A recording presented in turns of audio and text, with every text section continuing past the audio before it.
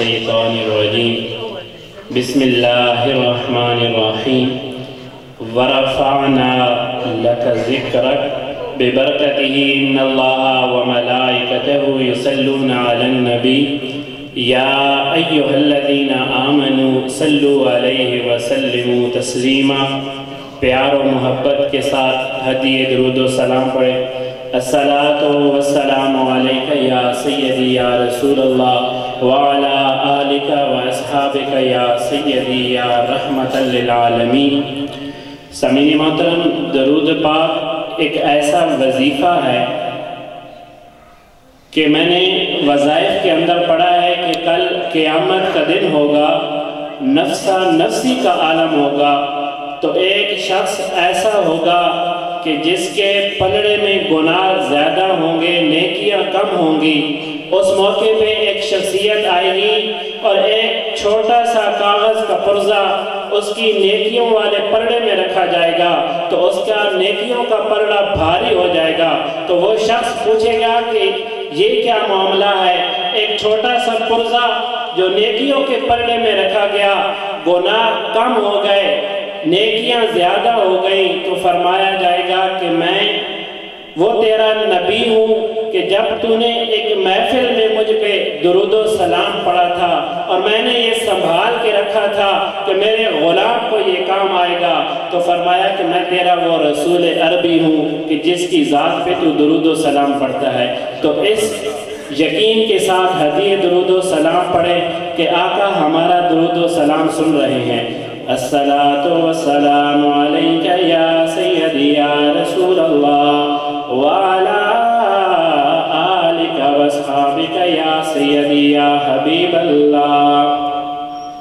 ملک یونس صاحب نے ایک ایسا میلاد کا پروگرام کا انعقاد کیا کہ جس کے اندر میرا شریف سے پیران عظام کو دعوت دی اور آپ تمام احباب کو دعوت دی، اور یہ میلاد کرنا ایک ایسا کام ہے کہ عالم ارواح کے اندر میرے رب نے حضور پاک کا میلاد منایا۔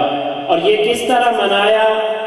پہلے تمام روحوں کو اکٹھا کیا، سیدنا آدم علیہ السلام سے لے کے قیامت تک آنے والی تمام روحوں کو اکٹھا کر کے میرے رب نے صرف اپنی توحید کا اقرار کرایا، اور کیا فرمایا کہ الستو بربکم، کہ کیا میں تمہارا رب ہوں یا نہ ہوں؟ تو پھر ذات مصطفیٰ نے کہا قالو بلا، جب میرے محمد عربی صلی اللہ علیہ وسلم نے کہا کہ ہاں آپ رب ہیں، پھر سب روحوں نے اللہ کی توحید کا اقرار کیا۔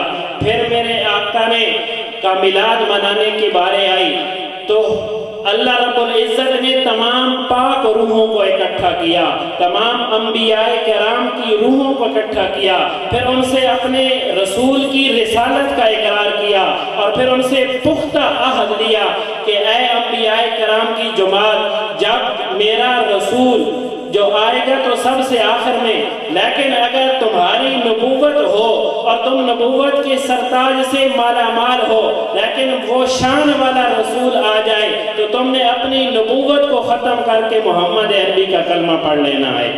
تو سامعین محترم، یہ میلاد تو ازل سے چل رہا ہے، یہ آئندہ چلتا رہے گا، تا قیامت چلتا رہے گا، اور یہ ایسی چیز ہے کہ قرآن کے اندر میرے رب نے فرمایا کہ وَرَفَعْنَا لَكَ ذِكْرَكَ، اے نبی ہم نے تمہارے لیے تمہارے ذکر کو بلند کر دیا۔ اب آپ دیکھیں اذان ہوتی ہے جس کے اندر اللہ کی توحید کا بھی اقرار کیا جاتا ہے، لیکن مکمل تب ہی ہوتی ہے جب میرے محمد کی رسالت کا اقرار کیا جائے۔ تو اسی میلاد کے سلسلے میں آج کی محفل کا انعقاد کیا گیا ہے۔ آج کی محفل کا باقاعدہ آغاز کرنے کے لیے میں عبدالجبار سے ملتمس ہوں کہ وہ آئیں اور لاریب کتاب سے اس محفل کا باقاعدہ آغاز کریں۔ عبدالجبار صاحب۔